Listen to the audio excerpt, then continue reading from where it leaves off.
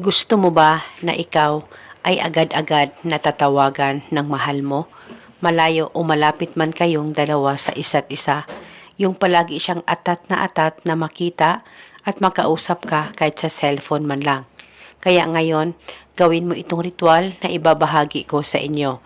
Ito'y napaka-epektibo basta dapat palaging buo ang loob at tiwala mo sa mga ganitong pamamaraan.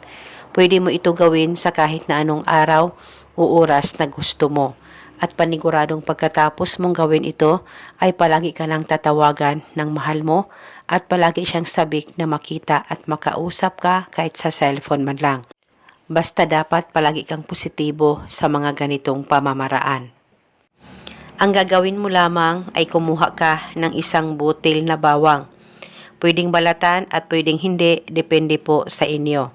At pagkatapos hawakan itong bawang, ilapit sa bunganga mo, pakaisipin mo siya ng mabuti, mag-focus at mag-concentrate ka at ibulong mo ang mga salitang ito.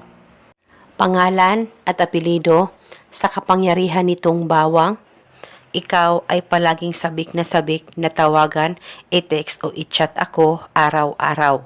Ibulong mo lamang ito ng 3 beses. Pwede ka rin magdagdag o mag-iba ng hiling kung gusto mo, wala pong problema. At pagkatapos ay itago itong bawang at sa tuwing ikaw ay matutulog ay ipatong itong bawang sa screen ng cellphone mo. At sa tuwing ikaw ay aalis ay itabi itong bawang sa cellphone mo kung saan ito nakalagay. At paniguradong palagi ka na niyang tatawagan, i-text o i-chat.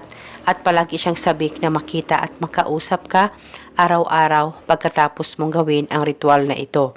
At pwede mo bulungan paminsan-minsan at kunin mo lamang ang bawang at saka ibulong mo ang spell. At eto muna sa ngayon, maraming salamat po sa panonood.